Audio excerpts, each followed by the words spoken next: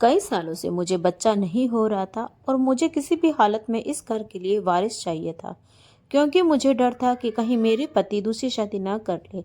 इसलिए मैंने एक खेल रचा और चालाकी से एक लड़की के घर में सास बनकर अपने ही पति का रिश्ता लेकर गई और बात पक्की कर आई। जब शादी शुरू हुई तो मैंने अपने देवर को चुपचाप सहरे के पीछे छिपा दिया ताकि वह उस लड़की से शादी कर ले, और जब वह बच्चे को जन्म देगी तब उसके बच्चे को गोद लेकर उस औरत को चलता कर दूंगी। इस तरह धोखे से मैंने उसकी शादी कर दी और उसे एक कमरे में बंद कर दिया ताकि वह किसी को सच न बता दे।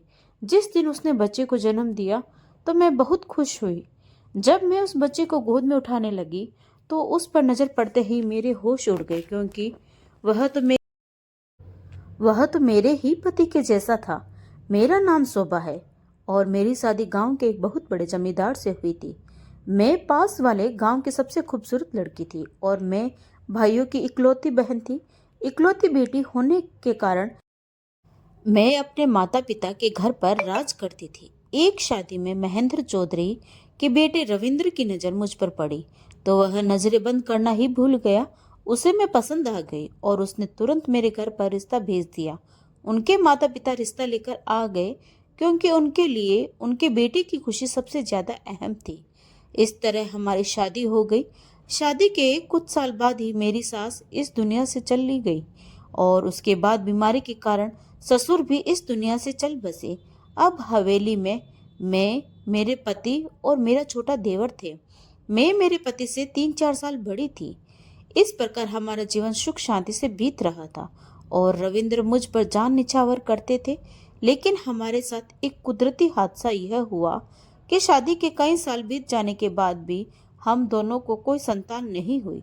इन 6 सालों में मैंने पूरी हवेली पर कब्जा कर लिया था। इस हवेली में मेरा दबदबा हवेली के मर्दों से भी ज्यादा था, क्योंकि मेरे पति एक सीधे साधे इंसान थे और पूरी तरह मेरे काबू में थे। जैसा मैं चाहती थी वैसा ही होता था, कहती थी वह वैसा ही करते थे।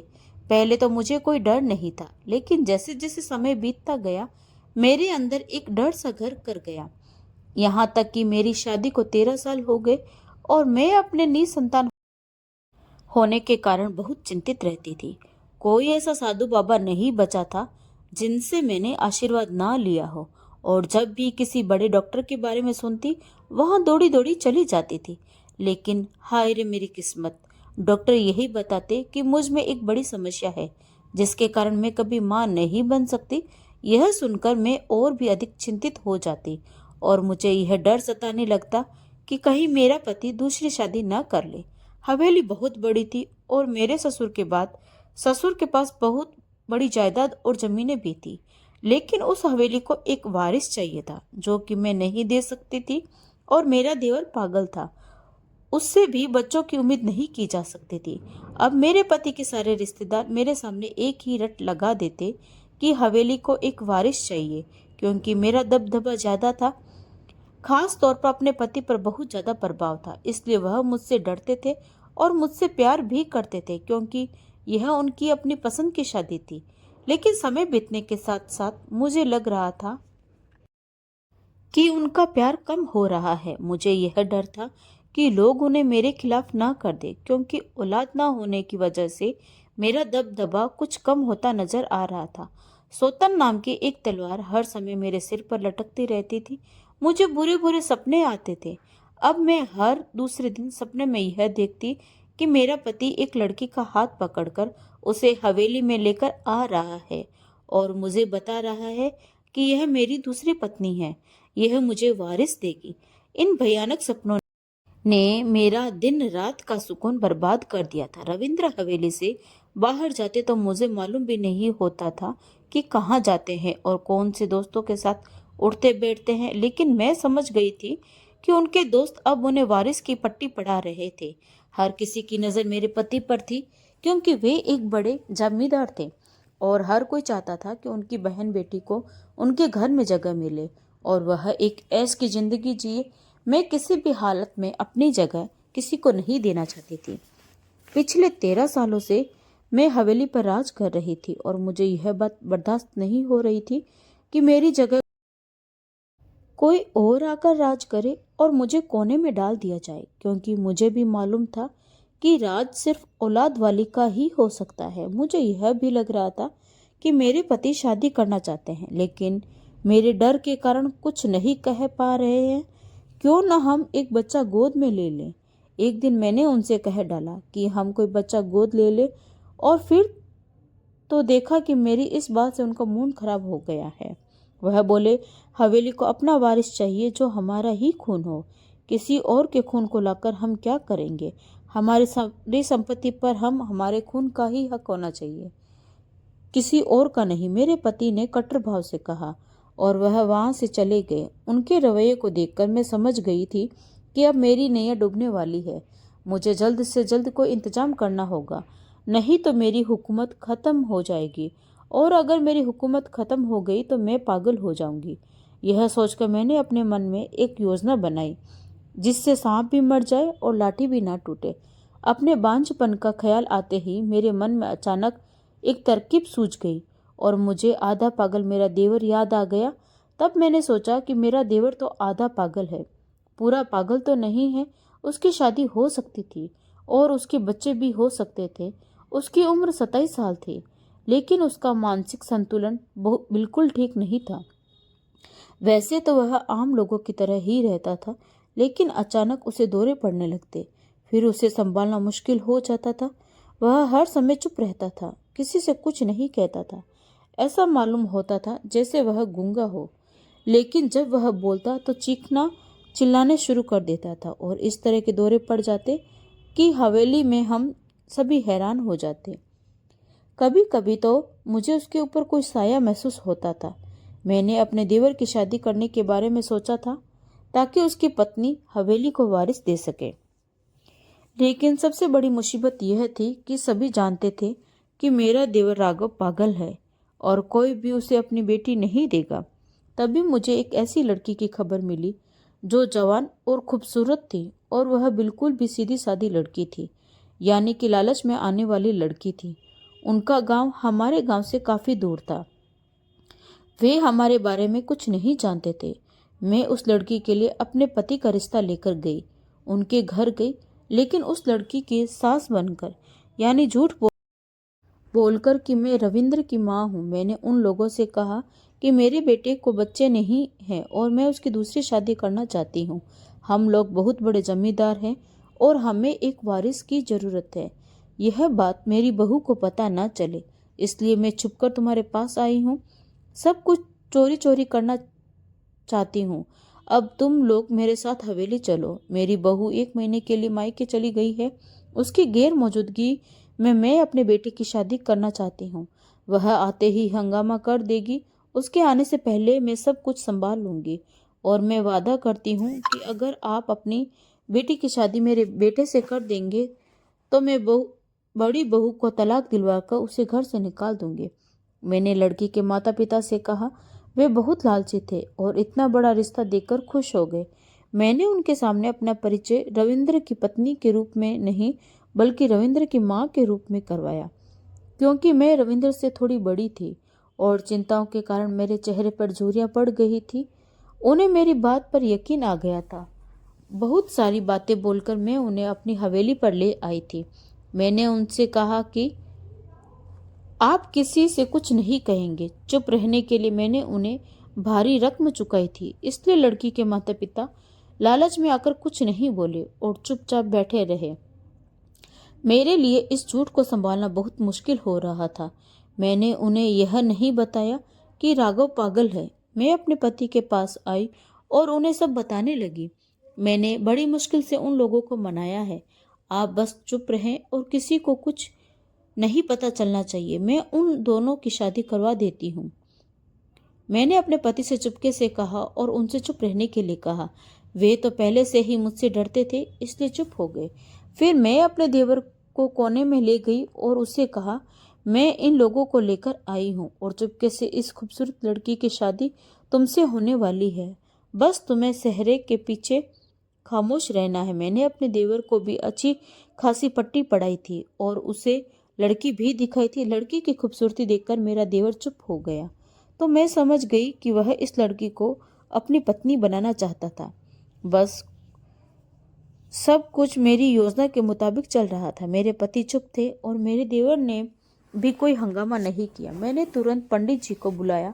जैसे ही शादी का समय करीब आया तो मैंने अपने देवर को सेहरा बांधकर बैठा दिया। उसका चेहरा नजर नहीं आ रहा था। लड़की के माता पिता समझ रहे थे कि सेहरे के पीछे रविंद्र है, लेकिन सेहरे के पीछे मेरा पागल देवर था। उस लड़की की शादी मेरे देवर से हो गई। मैंने तुरंत लड़की के माता पिता को उनके घर भेज दिया और चौकीदार से कहा कि ये दोनों दोबारा यहाँ नहीं आने चाहिए, और यदि ये दोनों हवेली पर आना भी चाहेंगे तो तुम इन्हें धक्के देकर बाहर निकाल देना। इस तरह मैंने लड़की के माता पिता का पत्ता भी काट दिया। अब लड़की की बारी थी। मैंने अपने देवर को काफ़ी पट्टी पढ़ाकर उस लड़की के साथ कमरे में भेज दिया। सुबह होते ही मेरा देवर कहीं निकल गया और वापस नहीं आया। वह लापता हो गया था। मैं बहुत परेशान थी। मैंने अपने पति से बात की तो वे बेफिक्र नजर आए और बोले, आ जाएगा, कहाँ जाएगा, शायद वह महज चाचा के घर गया होगा। मैंने देखा लड़की बहुत खूबसूरत है और सीधी सादी है। मैंने उसको पूरी तरह से बस में कर लिया था। उस लड़की का नाम मेघा था। हवेली में मेघा की इज्जत एक नौकर से ज़्यादा नहीं थी। भला मैं यह कैसे बर्दाश्त कर सकती थी कि मेरी देवरानी मेरे बराबर में आकर खड़ी हो जाए। लेकिन मैं देवर के लापता होने से थोड़ी सी परेशान हो गई थी। शादी की दूसरी सुबह वह चला गया था और अब तब से लगभग 1 महीना हो गया था, लेकिन वापस नहीं आया था। महीने के आखिरी में मुझे पता चला कि मेरी देवरानी पेट से है, तो मैं बहुत खुश हुई। मैं जैसा चाहती थी वैसा ही होता जा रहा था, जैसा कि मेरे पति चाहते थे। इस हवेली को अपने ही डीएनए वाले वारिस मिलने वाला था। मैंने पति से कहा, आपने कहा था कि हवेली को वारिस के रूप में अपना ही डीएनए चाहिए। अब मेघा वह वारिस देने वाली है। ऐसा करूंगी, इस बच्चे को परवरिश मैं खुद करूंगी। यह बच्चा मेरा होगा, अपना डीएनए भी होगा और वारिस भी होगा। मैंने अपने पति से कहा तो वह चुप हो गए। उन्होंने मुझे कोई जवाब नहीं दिया। न जाने क्यों उनकी यह खामोशी मुझे किसी तूफान के आने का संकेत दे रही थी। खैर, मैंने दिन गिनने शुरू कर दिए कि अब कब वह बच्चा पैदा होगा और कब मैं उसे अपनी गोद में लूंगी। उसके बाद मैं अपनी देवरानी को भी हवेली से बाहर निकाल दूंगी। मेरा देवर जो शादी के दूसरे दिन से घर से निकल गया था, वह तब से लापता ही था। मेरे पति ने बहुत ढूंढा, लेकिन उसका कोई पता न चल सका। लेकिन मुझे अपने देवर के लापता होने की कोई परवाह नहीं थी। मुझे सिर्फ बच्चा चाहिए था और वह मुझे मिल रहा था। मैंने अपनी देवरानी को 9 महीने तक कैद करके रखा था। उसके खाने पीने का ख्याल रखा, लेकिन उसे किसी से मिलने नहीं दिया। उसके माता पिता एक बार उसे मिलने के लिए आए थे, लेकिन मेरे चौकीदार ने उन्हें धक्के देकर बाहर निकाल दिया और कहा कि दोबारा यहाँ मत आना। फिर वह दिन भी आ गया जब इंतजार की घड़ियां खत्म हुई और मेरे देवर के बेटे का जन्म हुआ। मैं खुशी से फूले नहीं समा रही थी, क्योंकि मेरी गोद हरी हो गई थी। मैंने तुरंत अपनी देवरानी से बच्चा छीन लिया और उसे कैद कर लिया और दासी को पहरा देने के लिए लगा दिया, ताकि वह भागने न पाए, क्योंकि उसे भी बच्चे को दूध पिलाना था। लेकिन एक अजीब बात मैंने नोटिस की थी कि इस बच्चे के जन्म पर मुझसे ज़्यादा मेरे पति खुश हुए थे। वह पूरे दिन बच्चे को गोद में लिए उससे बातें करते रहते थे और मैं हैरान हो जाती थी। मैं खुश और संतुष्ट थी कि चलो, मेरे पति ने वंश को अपने बेटे के रूप स्वीकार कर लिया है और हमारा जीवन पूरा हो गया है। वंश हर समय मेरे पास रहता था, लेकिन मजबूरी में दूध की वजह से मुझे उसे मेघा को देना पड़ता था। मेघा अपने बच्चे के लिए तरसती रहती थी, लेकिन मैंने उसे कह दिया था कि इस बच्चे के बारे में सोचना भी मत। फिर एक दिन मैंने सोचा कि क्यों ना मैं वंश को डिब्बे वाला दूध पिलाऊं। डिब्बे वाला दूध शुरू कर दिया और अब मुझे मेघा की कोई ज़रूरत नहीं थी। मैं उसके कमरे में गई और उसे घर से निकालने लगी। चल, अब निकल यहाँ से, अब तुम्हारी यहाँ कोई ज़रूरत नहीं है और आइंदा अपनी शक्ल ना दिखाना। मैं मेघा को घसीटते हुए बाहर लेकर जा रही थी कि तब अचानक मेरे पति आ गए और उन्होंने यह सब देख लिया। लेकिन मुझे इसकी कोई परवाह नहीं थी, क्योंकि मैं जानती थी कि मेरे पति मेरे आगे कुछ बोल ही नहीं सकते। कि तभी पति गुस्से भरी आवाज में बोले, यह क्या कर रही हो शोभा? जिंदगी में पहली बार मेरे पति गुस्से में चिल्लाए थे। मैंने बड़ी बड़ी आंखों से उनकी ओर देखा और गुस्से में कहा, आप इस लड़की की वजह से मुझ पर चिल्ला रहे हैं। मेरे पति ने चिल्लाकर कहा, तुम इसे इस हवेली से बाहर नहीं निकाल सकती क्योंकि यह हवेली के वारिस की माँ है। तो मैं हैरान रह गई। वह आज पहली बार इतना चिल्लाकर मुझसे बात कर रहे थे। अब मैं इस हवेली के वारिस की माँ हूँ, इसकी यहाँ कोई जगह नहीं। मैंने उनसे भी ऊंची आवाज में कहा। तो ऐसा लगा कि हवेली की दीवार और दरवाजे मेरी आवाज से कांपने लगे। पति ने गुस्से में कहा, यह सिर्फ हवेली के वारिस की माँ ही नहीं बल्कि हवेली के मालिक की पत्नी भी है। आप उस पागल राघव को हवेली का मालिक कह रहे हैं? हवेली के मालिक सिर्फ आप हैं, मैंने जवाब दिया। हाँ, हवेली का मालिक मैं ही हूँ और यह मेरी पत्नी है। उस दिन इसकी शादी राघव से नहीं मुझसे हुई थी। सहरे के पीछे राघव नहीं बल्कि मैं था और यह बच्चा जो पैदा हुआ है यह मेरा डीएनए है। मेरे पति ने जब यह कहा तो मैं हैरान रह गई। जिंदगी में इतनी परेशानी कभी नहीं हुई थी। मैं सारी जिंदगी लोगों को धोखा देती रही और अब मेरे साथ ही धोखा हो रहा था। ऐसा नहीं हो सकता, आप झूठ बोल रहे हैं। मैंने सबकी तरफ एक नज़र डाली। सभी नौकर मेरी ओर देख रहे थे। अब मुझे ऐसा महसूस हो रहा था कि मेरे पतन का समय शुरू होने वाला था। हवेली के नौकरों की आंखों में मेरी बर्बादी की जो चमक थी उसे मैं साफ देख सकती थी क्योंकि मैंने उन पर जुल्म ही इतने ज़्यादा किए थे। यह लो हमारी शादी का सर्टिफिकेट। मेरे पति कमरे में गए और शादी का सर्टिफिकेट लेकर आ गए तो मैं हैरानी से उनकी तरफ देखती रह गई। इतना बड़ा धोखा किया आपने मेरे साथ? मैंने गुस्से में अपने पति से कहा। तुम्हें क्या लगता है शोभा कि धोखा देना सिर्फ तुम्हें ही आता है? सिर्फ तुम ही लोगों की जिंदगी के साथ खेल सकती हो, उन्हें बर्बाद कर सकती हो, उन्हें तकलीफ दे सकती हो, लेकिन तुम्हें कोई धोखा न दे। मेरे पति अब थोड़ी नीची आवाज में बोल रहे थे, लेकिन वह अभी भी गुस्से में ही थे। इस मासूम लड़की की शादी तुम एक आधे पागल आदमी से करना चाहती थी, जबकि जानती थी कि जब उसे दौरे पड़ते हैं तो वह किसी का भी कत्ल कर सकता है। तुम इस लड़की का जीवन बर्बाद करने जा रही थी, लेकिन मुझे यह ठीक नहीं लगा, इसलिए शादी के समय मैंने राघव को वहां से हटा दिया, उसे महेश चाचा के यहाँ भेज दिया और अब भी वह वहीं है। और मैं सेहरा पहनकर खुद बैठ गया और इस लड़की की शादी मुझसे हो गई थी। यह बच्चा मेरा अपना है। अब यह इस घर से नहीं जाएगी। अब इस घर से जाने का वक्त तुम्हारा आ गया है, मेरे पति ने कहा। मैं चिल्लाई, मुझे इस हवेली से बाहर निकाल दोगे तुम? मैं अपने पति की गर्दन पकड़ने के लिए आगे बढ़ी तो किसी चीज से टकराकर कांच की टेबल पर गिर गई और मेरा सिर जोर से टकराया और उसके बाद मेरी आंखों के सामने अंधेरा छा गया। उसके बाद मुझे कुछ मालूम नहीं पड़ा कि मेरे साथ क्या हुआ। जब मेरी आंख खुली तो मैं अस्पताल में थी। मेरे पति कहाँ हैं? मैंने सामने खड़ी नर्स से पूछा। नर्स तुरंत वहां से चली गई और सीनियर डॉक्टर को बुलाकर लेकर आ गई। चोट लगने के बाद आप कोमा में चली गई थी। पिछले 6 महीने से आप कोमा में थी। आज पूरे 6 महीने के बाद आपको होश आया है, डॉक्टर ने मुझे बताया तो मैं हैरान हो गई। मेरे पति कहाँ हैं? मैंने फिर सवाल किया। आपके पति तो आपको अस्पताल छोड़कर चले गए थे और आपके इलाज के लिए पैसे समय पर देते रहे। यह वह खत है जो उन्होंने आपके होश में आने पर देने के लिए कहा था। नर्स ने मुझे एक लिफाफा दे दिया। वह तलाक के पेपर थे। मुझे अस्पताल से छुट्टी मिल गई और मैं तुरंत हवेली की तरफ चली गई। किसी तरह हवेली पर पहुंच गई। वहां जाकर मैंने देखा कि जो बच्चा पैदा हुआ था वह अब 6 महीने का हो चुका था। हवेली के लॉन में वह बच्चा झूले में पड़ा खेल रहा था और मेरे पति और मेरी स्वतन साथ में बैठे उसे देखकर खुश हो रहे थे। मेरा सब कुछ लूट चुका था और मेरा पति किसी और का हो गया था। हवेली अब मेरी ना रही थी, सब खत्म हो गया था।